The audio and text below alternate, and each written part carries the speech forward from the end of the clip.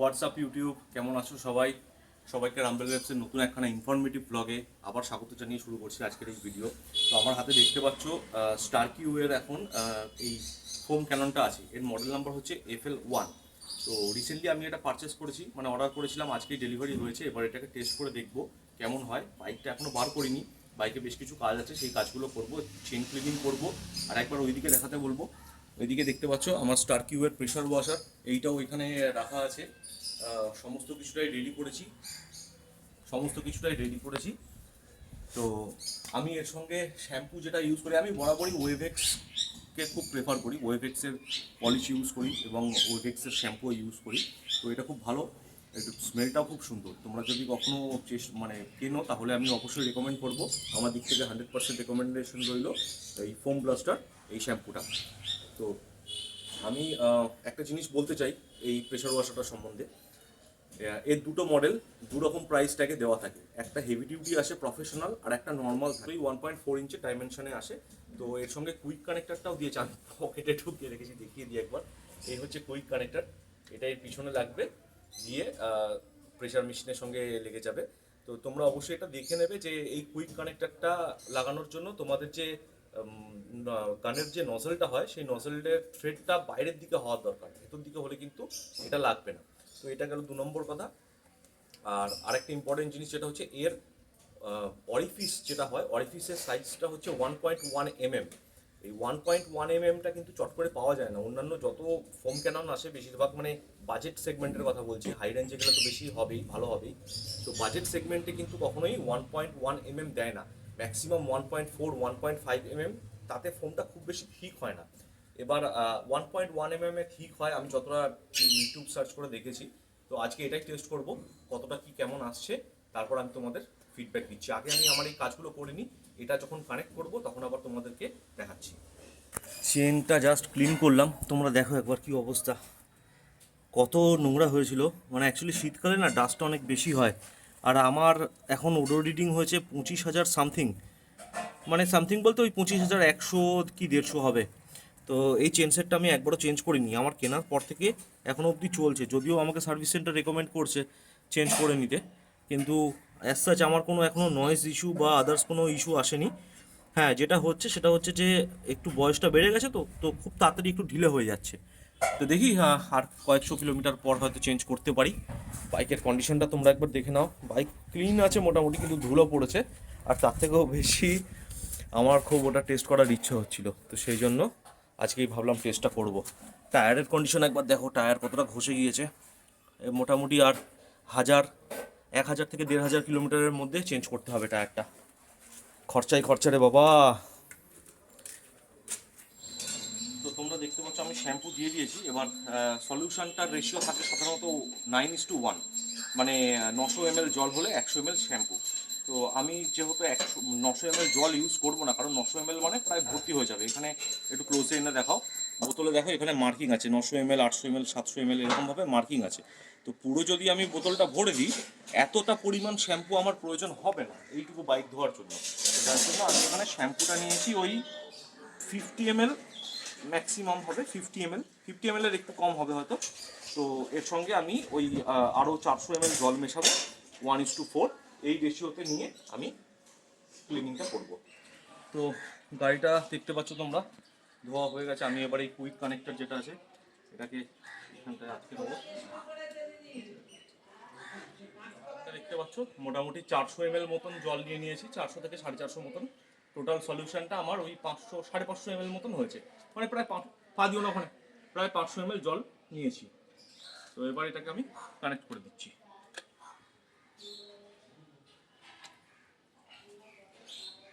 Connect হয়ে গিয়েছে। এবার সলিউশনটা ভালো করে গুলে নিয়েছি, দেখা যাক কেমন কম হয়।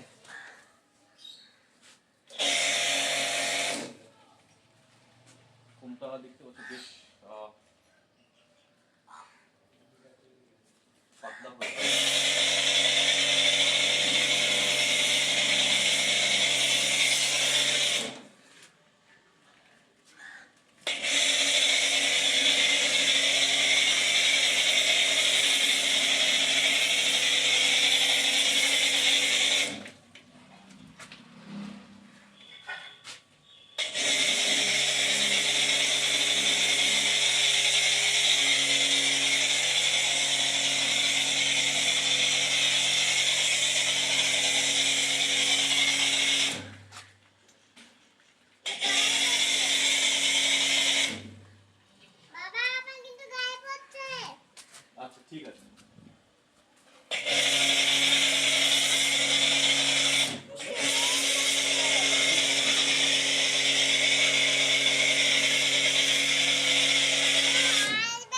যেমন বলেছিলাম তোমরা একবার দেখতে পাচ্ছ এখানে সলিউশন এখনও এতটা রয়েছে।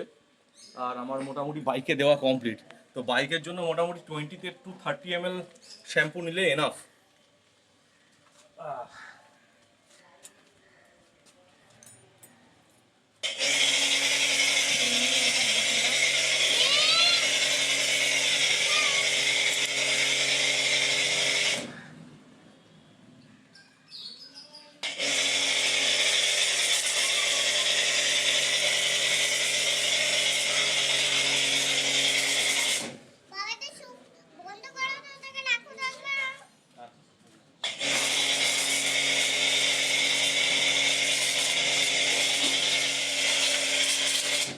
তো মোটামুটি 1 ঘন্টা পরিশ্রমের পর বাইক আমার ক্লিন হয়ে গেছে, তোমরা দেখতে পাচ্ছ।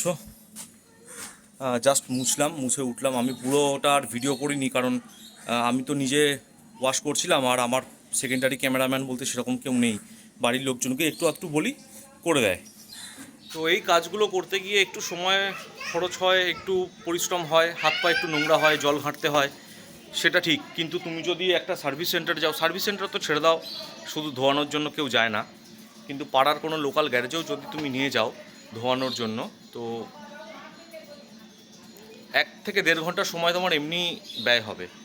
আর দ্বিতীয়ত তুমি সেই স্যাটিসফ্যাকশান লেভেলটা পাবে না। স্যাটিসফ্যাকশান লেভেল বলতে আমি কি বোঝাতে চাইছি সেটা দেখাবো। আসো এইখানটায় দেখো, এই যে চেনটা দেখো, এই যে চেনটা ক্লিন করেছি, তুমি সার্ভিস সেন্টারে গেলে কখনো এরকম ক্লিন করতে পারবে না, ওটা কেউ করবে না, প্রথম কথা, ঠিক আছে। আর শুধুমাত্র এই ক্লিন করার জন্য প্রায় 150 টাকা চার্জ করে, ঠিক আছে।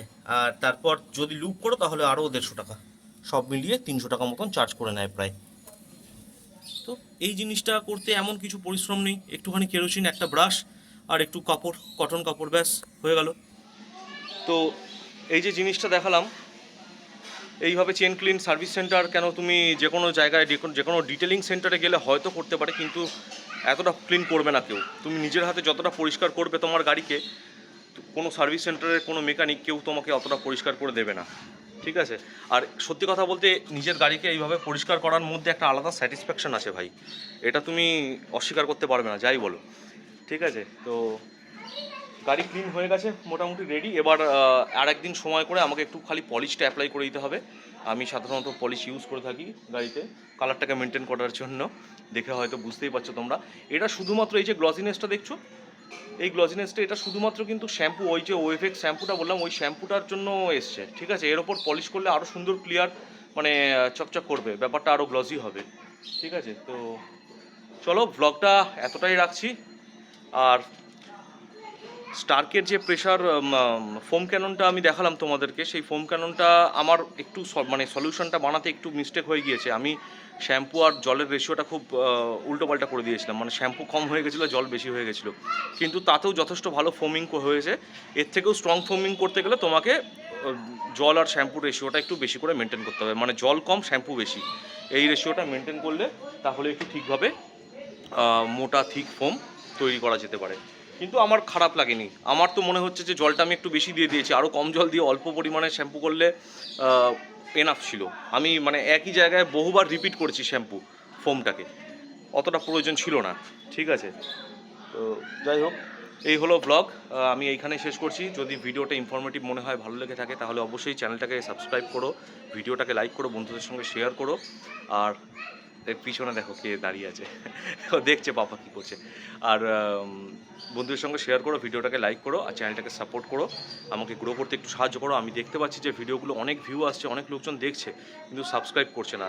শুধু এই একটা কথা সব ইউটিউবাররা তোমাদেরকে বলে থাকে, তোমরা শুনে থাকবে সব চ্যানেলেই, কেন বলে সাবস্ক্রিপশানটা ফ্রি, কিন্তু তোমরা যদি সাবস্ক্রাইব না করো, সাবস্ক্রিপশানের নাম্বারটা যদি না বাড়ে, আমরা যারা কন্টেন্ট ক্রিয়েট করছি আমরা মোটিভেশন ফিল করি না। আমরা মোটিভেটেড না হলে এই যে পরিশ্রমটা করলাম, এর মাঝখানে ক্যামেরা ধরে ভিডিও করা, এগুলো যথেষ্ট কি বলবো হেকটিক ব্যাপার, ঠিক আছে।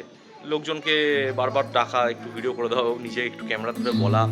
তো তোমরা একটু মোটিভেট করলে, তোমরা যদি একটু সাবস্ক্রাইব করো, তাহলে এগুলো করতে আরও মোটিভেশন পাওয়া যায়। তো আশা করি ভবিষ্যতে তোমরা আরও বেশি করে চ্যানেলটার পাশে থাকবে, চ্যানেলটাকে গ্রো করতে সাহায্য করবে। এটুকুই বলে ভিডিওটা আজকে এন্ড করছি। বাই।